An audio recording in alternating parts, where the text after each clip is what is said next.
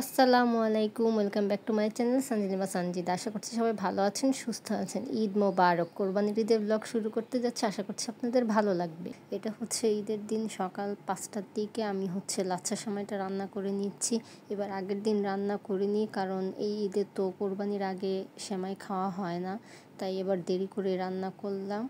আর এই যে এটা হচ্ছে আমার জন্য একটু গুঁড়া দুধ দিয়ে রান্না করেছি, আর এই তো আমার জন্য কফি। আর এখন আমি ডিপ ফ্রিজ থেকে সব মশলা বের করে নিয়েছি, আর খিচুড়ির ডাল ভিজিয়ে রেখেছি, চালও ধুয়ে ফেলেছি, আর এখানে পেঁয়াজও কাটা হয়ে গিয়েছে। এবার আমাদের মাংস আস্তে আস্তে প্রায় অনেক লেট হয়ে গিয়েছে, তাই খিচুড়ি আর আগে বসাইনি, আর এটার দিকে খিচুড়িটা বসিয়েছিলাম। আর এখন হচ্ছে মাংস চলে আসার পর সব শেষ করে কাজ টাজ যাকে যা দেওয়ার সব কিছু শেষ করে এখন আমাদের জন্য রান্নাটা বসিয়ে দেব। এবার হচ্ছে মাখিয়ে বসিয়ে দিচ্ছি। এবার আমার মাংস বসাতে বসাতে প্রায় 4:30 বেজে গিয়েছিল, কারণ মাংসটা এবার আসতে লেট হয়েছে অনেক, আর সব কিছু গুছিয়ে রান্নাটা বসিয়েছিলাম। রান্না শেষ হয়ে গিয়েছে, এখন আমরা ফ্রেশ হয়ে খেয়ে নিব। এই তো এখানে হচ্ছে গরুর মাংস, খিচুড়ি আর সালাদ। আলহামদুলিল্লাহ এবারের খিচুড়ি আর গরুর মাংসটা অনেক মজা হয়েছিল।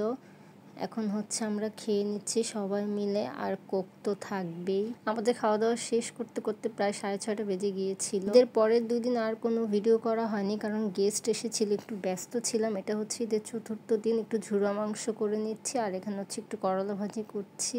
আর বিকেলবেলা হচ্ছে আমি একটু আমার বারান্দায় ঘুরে ঘুরে দেখছিলাম গাছগুলো। আমার বিকেলবেলা এই গাছগুলো দেখতে খুব ভালো লাগে, সকালবেলা আর বিকেলবেলা। আর আমার এই লাকি ব্যাম্বোটা দিন দিন অনেক বড় হচ্ছে। এটা আমি ছোট্ট এনেছিলাম, এখন মাশাআল্লাহ অনেক বড় হয়ে গিয়েছে। আর এই পাতাবাহারটা আমার কাছে খুব ভালো লাগে। আর ঈদের দিন থেকে অনেক গরম ছিল, আজকে একটু ঠান্ডা লাগছে, তাই ভাবলাম যে একটু মশলা রং চা বানিয়ে খাই। তো আমি এখানে মশলা, আদা সব কিছু একটু থেতো করে নিচ্ছি, এরপর হচ্ছে পানিতে দিয়ে দিব। পানিটা ফুটে আসার পর আমি এখানে মশলাটা দিয়ে আর একটু কিছুক্ষণ ফুটিয়ে নিব, এরপর হচ্ছে চা পাতি দিয়ে দিব।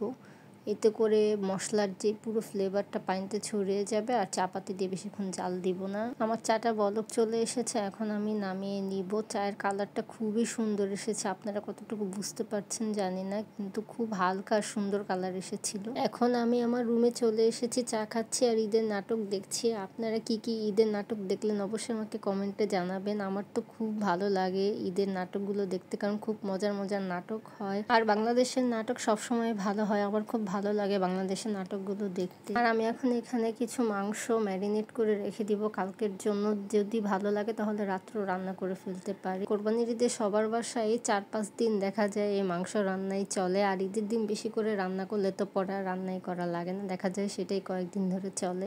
আমি এখানে কোনো মশলাই মেপে দিচ্ছি না, এখানে হচ্ছে আদা রসুন বাটা, লবণ, একটু সরিষার তেল, গরম মশলা গুঁড়া, জিরা বাটা, এগুলো দিয়ে মূলত মাখিয়ে রাখবো। আর হলুদ মরিচের গুঁড়া আর একটু টক দই দিয়েছি, আমার কাছে মাংসতে টক দই ব্যবহার করতে ভালোই লাগে। এখানে আমি হচ্ছে হলুদ, ধনিয়া আর হচ্ছে মরিচের গুঁড়া সব একসাথে করে রাখি, ওটাই হচ্ছে দিয়ে দিচ্ছি, আর পেঁয়াজও একসাথে দিয়ে মাখিয়ে রেখে দিব। এখন আমি সব মশলাগুলো মাংসের সাথে ভালোভাবে মাখিয়ে নিব, কারণ ভালো মতো মেখে না রাখলে এটার টেস্ট ভালো হবে না। এই তো আমার মোটামুটি মাখানো শেষ, এখন ঢেকে রেখে দিব। সব কাজ শেষ করে আবার একটু টিভিতে ঈদের নাটক দেখছিলাম। ঈদের কয়েকটা দিন তো এভাবেই কাটে, দুপুরবেলা ঈদের নাটক, সন্ধ্যাবেলা ঈদের নাটক, আর রাত্রেও ঈদের নাটক। টাইমটা খুব ভালোই কেটে যায়।